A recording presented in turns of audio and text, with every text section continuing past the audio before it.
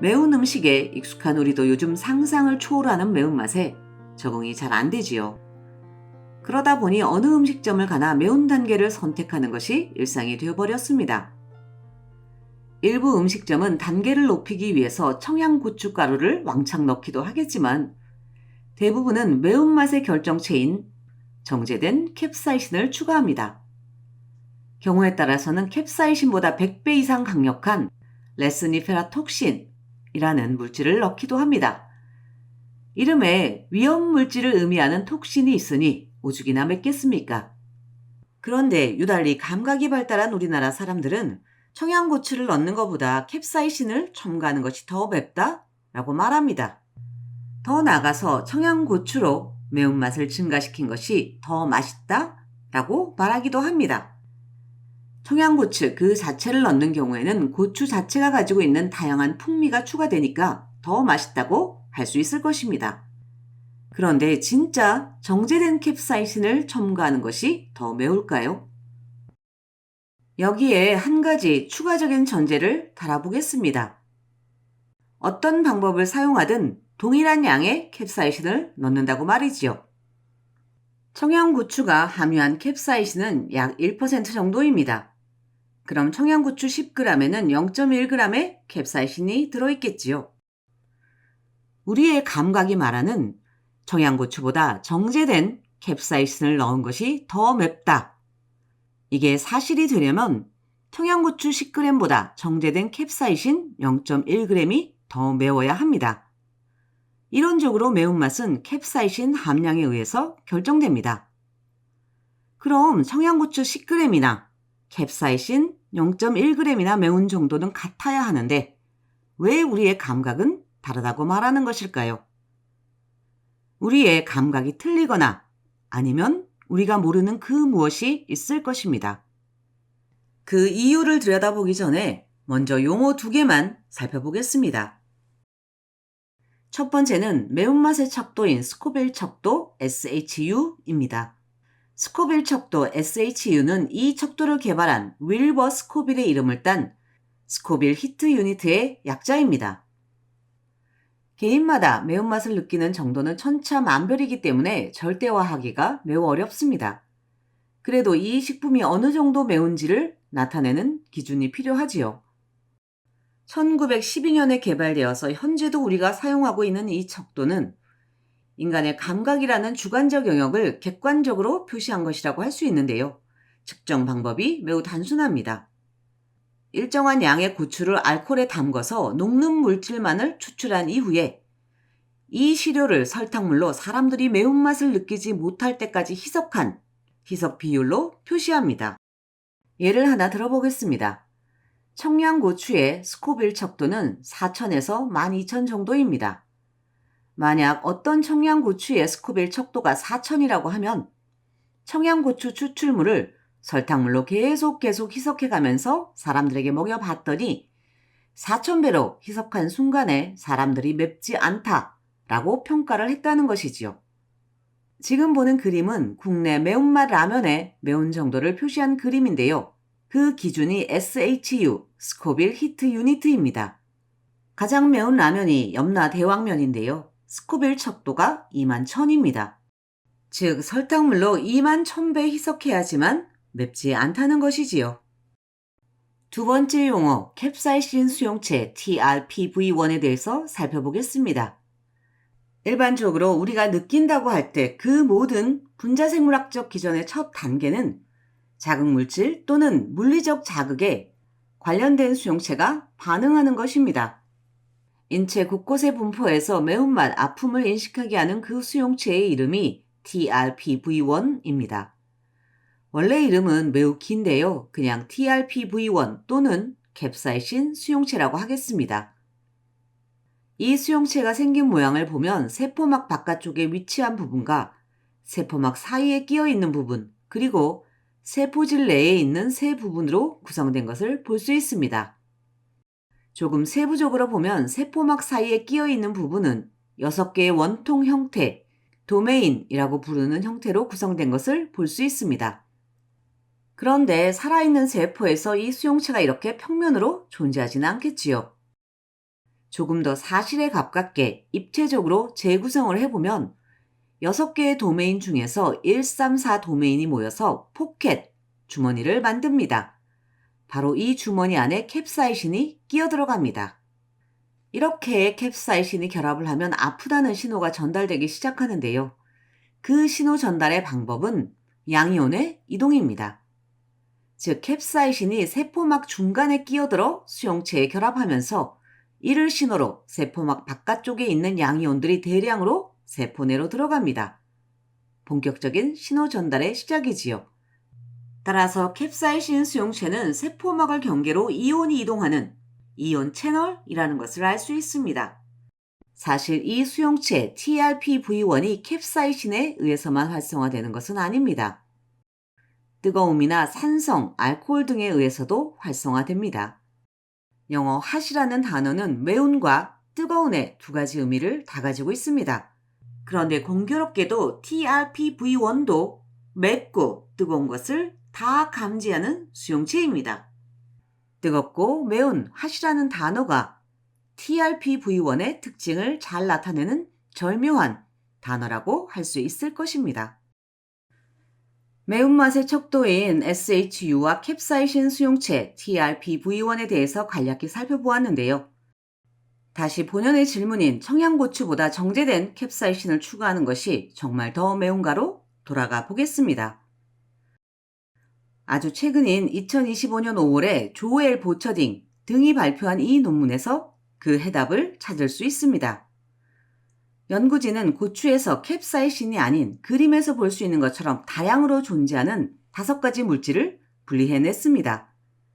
그런 이후에 캡사이신 농도를 스코빌 척도 800으로 고정한 이후에 분리한 5가지 물질들을 각각 추가로 섞어서 패널들을 대상으로 매운 정도를 평가했습니다. 그랬더니 캡사이신 농도가 스코빌 척도 800인 대조군보다 2번, 3번, 5번의 물질을 첨가한 경우 매운맛이 감소하는 것으로 나타났습니다. 즉 모든 시료가 동일하게 스코빌 척도 800임에도 불구하고 고추에서 추출한 다른 물질을 넣었더니 매운맛이 감소한다는 것입니다.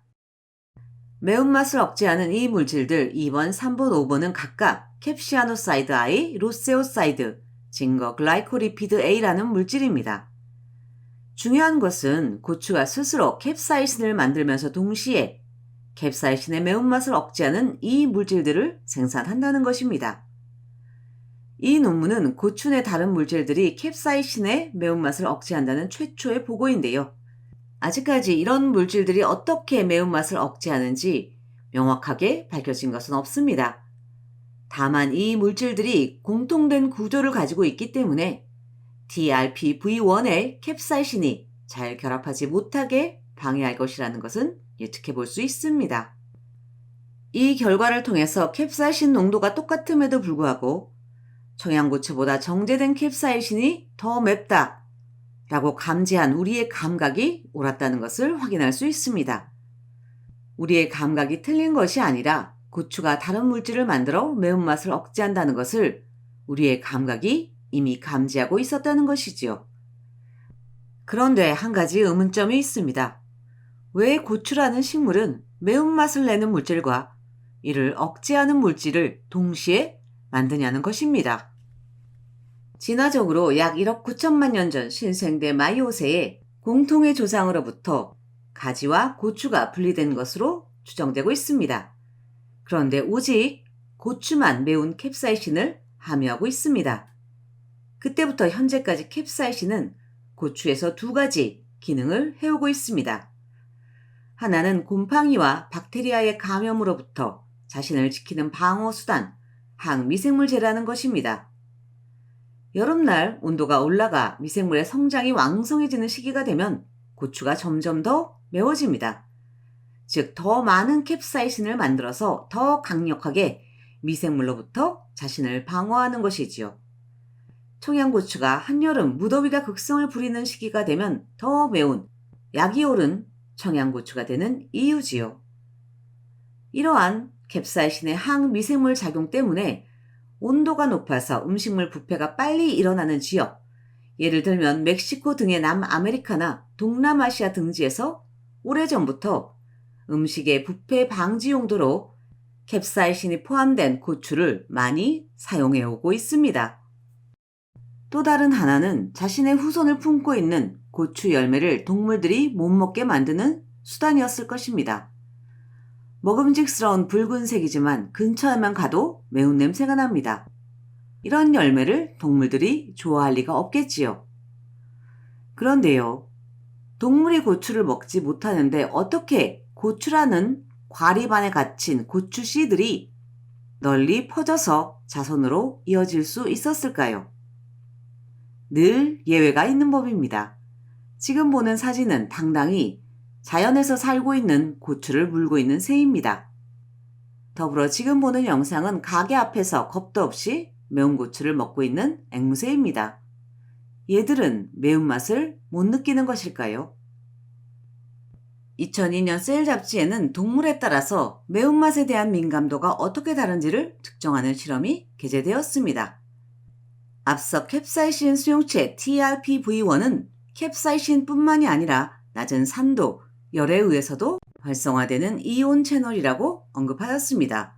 즉 TRPV1이 자극을 받으면 양이온이 세포 안으로 쏟아져 들어가기 때문에 막을 경계로 전하의 변화가 생깁니다.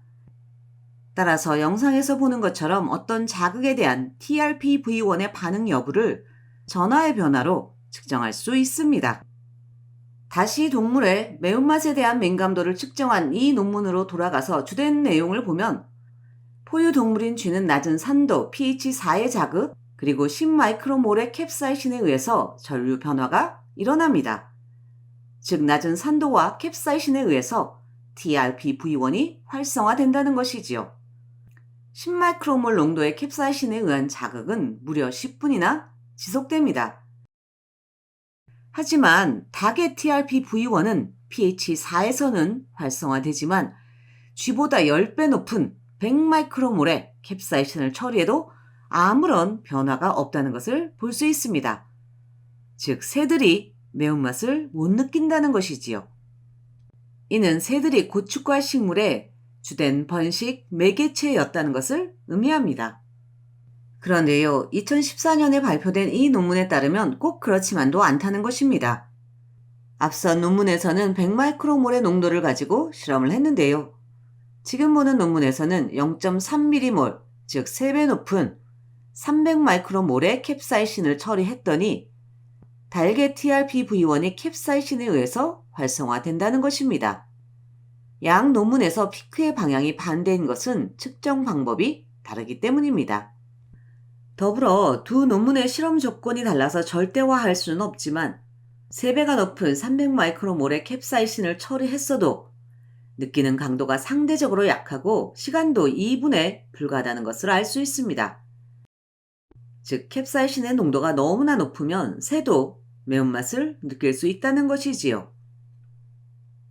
이 두 논문의 결과를 고추의 자손 번식이라는 측면에서 재해석을 해보면 매운 캡사이신을 만들어서 씨앗을 보존해야 하지만 또 다른 측면에서는 너무나 강력하게 매우면 자손 번식 매개체인 새들도 먹을 수가 없으니 적당한 선에서 매운맛을 조절할 필요가 있었을 것입니다. 그래서 매운맛의 결정체인 캡사이신과 더불어서 이를 억제하는 또 다른 물질들이 고추 내에 공존하는 것은 아닐까 하고 추측해 봅니다. 지금까지 불량엄마 과학수다 매운맛 좀 봐라 두 번째 청양고추, 캡사이신 어느 게 더 매워? 이었습니다.